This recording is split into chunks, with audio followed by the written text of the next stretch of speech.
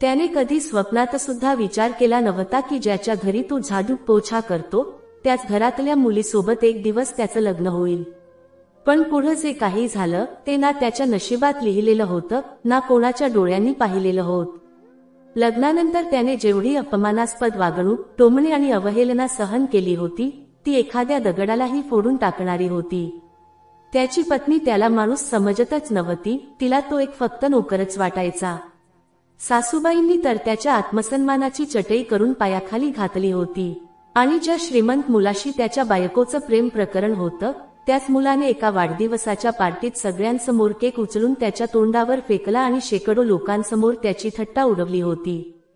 पण कोणाला माहीत होतं की ज्याला सगळे तुच्छ समजत होते तोच एक दिवस सिद्ध करेल की शांत राहणारे लोक जेव्हा बोलायला लागतात तेव्हा इतिहास घडतो. ज्या दिवशी त्यांचे लग्न झालं त्या रात्री त्याच्या आयुष्यातली सगळ्यात अनोळखी आणि सगळ्यात मोठी रात्र होती. वराच्या पोशाखात तो सजलेला होता पण त्याच्या मनात काहीच भावना नव्हती. फक्त एकच विचार सतत त्याला टोचत होता, खरंच हीच माझी जीवनसाथी असणार आहे का? आता दररोज अपमानच माझ्या नशिबात असेल का? कालपर्यंत जो त्या बंगल्यात झाडू पोछा करत होता तो आज त्याच बंगल्याच्या मालकाच्या मुलीचा नवरा झाला होता. पण नवरा म्हणवून घेतल्याने कोणी नवरा होतं का? रीमा ही शहरातली प्रसिद्ध व्यावसायिक स्त्री होती जिला तिच्या वडिलांचं प्रत्येक वचन मान्य होतं. पण हे लग्न तिच्या आयुष्यात अपमानासारखं ठसलं होतं आणि त्या अपमानाचा बदला ती दररोज आपल्या पती विनयकडून घेत होती. ती सतत शब्दांनी, टोमण्यांनी आणि आपल्या गर्विष्ठ नजरांनी त्याचा अपमान करत होती. तू माझ्या आयुष्याचा सगळ्यात निकृष्ट निर्णय आहेस. माझ्या औकातीतून खाली जर काही असेल तर तो फक्त तूच आहेस. असं म्हणून ती आपल्या पलंगावर जाऊन झोपली आणि विनय शांतपणे जमिनीवर गाद्या अंथरायला लागला. त्याला त्या रात्री झोप लागली नाही. फक्त विचार करता करता त्याचे डोळे पाणावले. मी असं कोणतं पाप केलं होतं की मला सन्मानाने जगण्याचा हक्कही नाही? विनय एक शिकलेला पण बेरोजगार मुलगा होता. परिस्थितीने त्याला शहरात आणलं आणि एका श्रीमंत बंगल्यात साफसफाईचं काम करण्यास भाग पाडलं. त्या बंगल्यात मिस्टर आर. वर्मा राहत होते. वर्मा हे एक प्रतिष्ठित उद्योगपती होते आणि रीमा त्यांची एकुलती एक मुलगी होती. एका रात्री मिस्टर वर्मांनी विनयसमोर विचित्र मागणी केली. ते विनयला हात जोडत म्हणाले की माझं तुझ्याकडे काही मागणं नाही विनय, पण माझ्या प्रतिष्ठेसाठी, माझ्या मुलीच्या भविष्याच्या सन्मानासाठी मी तुझ्याकडे एक विनंती करतो, प्लीज माझी मुलगी रीमाशी लग्न कर. विनय चक्रावून गेला. साहेब, मी तुमचा नोकर आहे, मी तुमच्या मुलीच्या योग्यतेचा नाही. पण मिस्टर वर्मांनी जे उत्तर दिलं त्याने विनयला विचार करायला भाग पाडलं. जर माझ्या मुलीला या समाजाच्या घाणेरड्या विचारसरणीपासून वाचवायचं असेल तर तिला एका प्रामाणिक आणि खऱ्या माणसाच्या हातात देणं गरजेचं आहे. आणि तो माणूस फक्त तूच आहेस. रीमा कितीही नकार देत राहिली, रडली, ओरडली, पण मिस्टर वर्मा कुणाचंच काही ऐकलं नाही आणि शेवटी रीमाच्या मर्जीविरुद्ध एक दिवस तिचं लग्न विनयशी लावून दिलं गेलं. लग्नाच्या पहिल्या रात्री रीमाने विनयला उपहासाने विचारलं, ओ मिस्टर पतिदेव, आता सुहागरातही साजरी करणार आहात का? विनय फक्त एवढंच बोलू शकला, नाही रीमा, मला फक्त तुझ्या खोलीत राहण्याची परवानगी हवी आहे. मी तुझा पती नक्कीच आहे, पण मी तुझ्या सोबत काहीही जबरदस्तीने करणार नाही. Shut up. आपली बकवास बंद ठेव आणि तिकड कोपऱ्यात जमिनीवर झोपायला जा. आणि हो, सकाळी लवकर उठून माझे ऑफिसचे कपडे प्रेस करून ठेव. असं म्हणून रीमाने लाईट बंद केली. त्या रात्री विनयला समजलं होतं की हे नातं फक्त नावापुरतंच आहे. प्रेम, सन्मान याचा या नात्याशी काही संबंधच नव्हता. 1 वर्ष उलटलं. मिस्टर वर्मा यांचं निधन झालं आणि रीमासाठी विनय एक ओझं बनला. सासू मधू वर्मा विनयला दिवसभर टोमणे मारत असायची. कसला जावई आहे रे हा, आपल्या मुलीच्या तेजासमोर भिकाऱ्यासारखा वाटतो. आता त्या घरात घरकाम, कपड्यांची धुलाई, पाय दाबणे हेच विनयचं आयुष्य बनवण्यात आलं होतं. पण तो दररोज शांत राहायचा, पण कधीच मोडला नाही. त्या सकाळी विनयने शांतपणे आपल्या खोलीचं दार उघडलं तेव्हा हॉलमध्ये काही स्त्रिया बसल्या होत्या आणि त्यांच्या चर्चेचा विषय होता तोच विनय. इकडे ये विनय, जरा माझे पाय दाब रे, खूप दुखतायत. त्याची सासू मधू वर्मा आदेश देत बोलली. विनयने नजर वर केली तर तिथं बसलेली एक बाई आश्चर्याने म्हणाली, अरे हा तर तुझा जावई आहे ना मधू, आणि तू याच्याकडून नोकरासारखं काम करवतेस? मधू म्हणाली, हो जावई, पण जावई तर नशीबवाल्यांना मिळतात.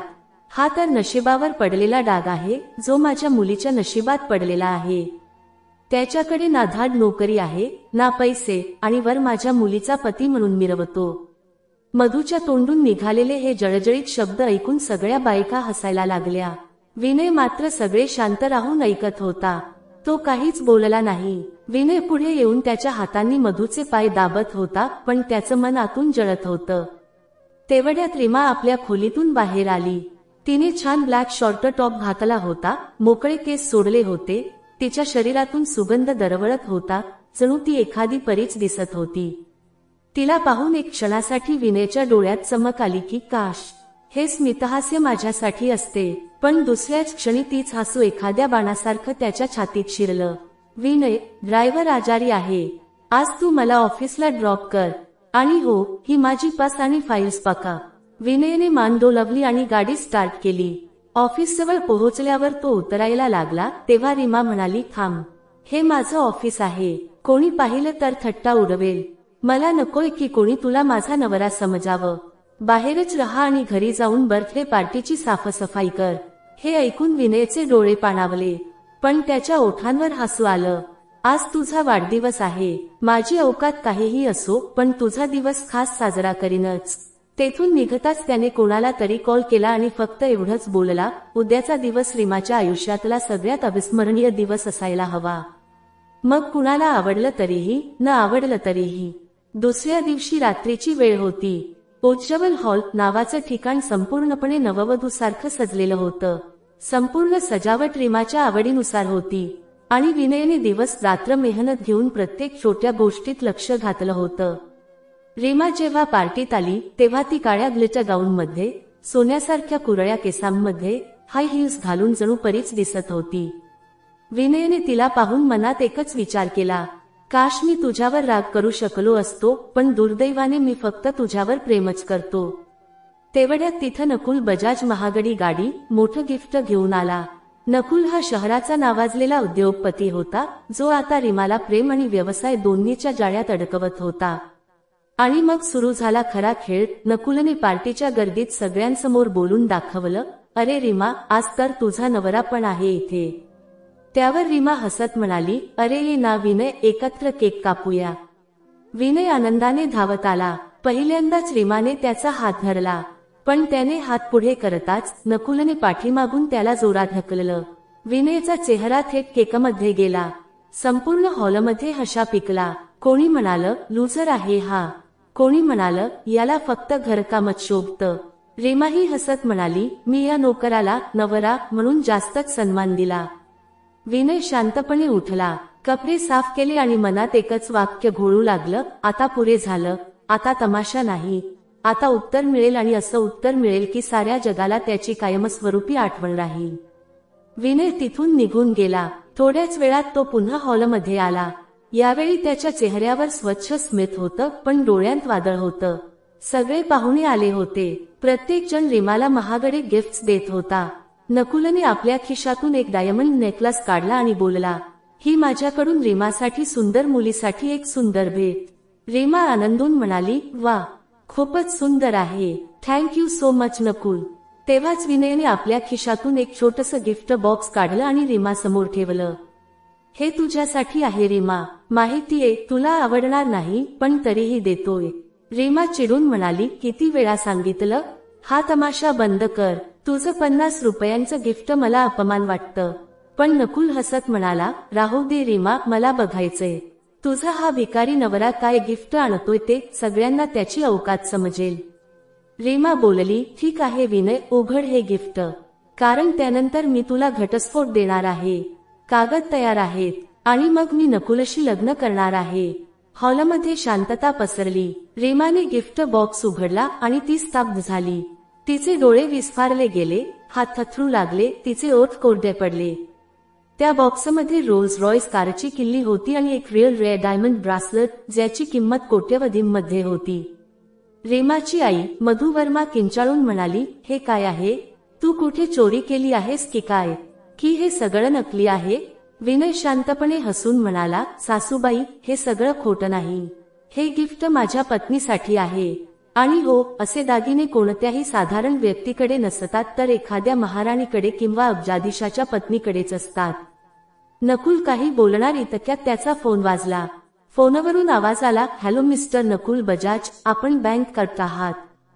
तुमच्या कंपनीला सील करण्यात आलं आहे. सर्व अकाउंट्स ब्लॉक करण्यात आले आहेत. हा आदेश AR ग्रुपचे CEO यांनी दिला आहे. नकुल थरथरू लागला. फोनवरून पुढचा आवाज आला, आर कपूर म्हणजेच आरुष कपूर. हॉलमध्ये जणू काही स्फोट झाला. सर्वांच्या नजरा विनयकडे वळाल्या. विनयने आपली टाय सरळ करत सांगितलं, हो नकुल, तोच आरुष कपूर, ज्याला काही वेळापूर्वी केकमध्ये ढकललं गेलं. मीच आहे AR ग्रुपचा CEO आणि आज शहरातला सर्वात श्रीमंत माणूस. रीमाचा श्वास अडकला. मधु वर्मा शांत झाली. नकुल तर विनयच्या पायांवर पडला. सर प्लीज मला माफ करा, मी तुम्हाला ओळखू शकलो नाही. विनय म्हणाला, तू मला ओळखलं होतंस, पण उशीर केलास. तू माझ्या पत्नीला फसवण्याचा प्रयत्न केलास, तिच्यासोबत फसवणूक केलीस, आणि म्हणूनच मी तुझी कंपनी संपवली. यानंतर विनयने सर्वांसमोर आपली खरी ओळख उघड केली, की कसं त्याने एका पार्टीमध्ये पहिल्यांदा रीमाला पाहिलं होतं, कसं त्याला त्याच्या पहिल्या नजरेतच प्रेम झालं होतं, आणि कसं त्याने आपली खरी ओळख लपवून एक सामान्य नोकर बनून तिच्या घरात काम करण्यास सुरुवात केली.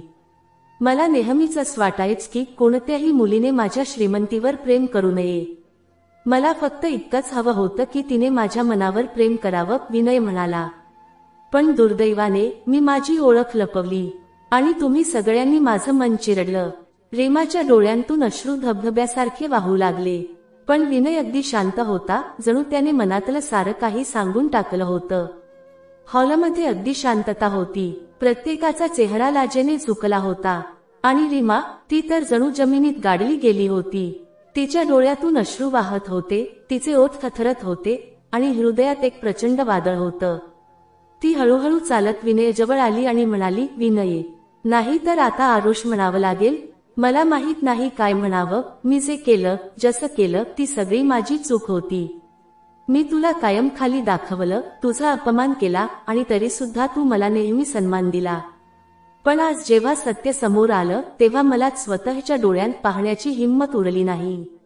विनय काहीच बोलला नाही, फक्त हलकीशी एक हसरी नजर तिच्या डोळ्यांत टाकली. तू काही बोलत का नाहीस? रीमा म्हणाली. विनयने एक खोल श्वास घेतला.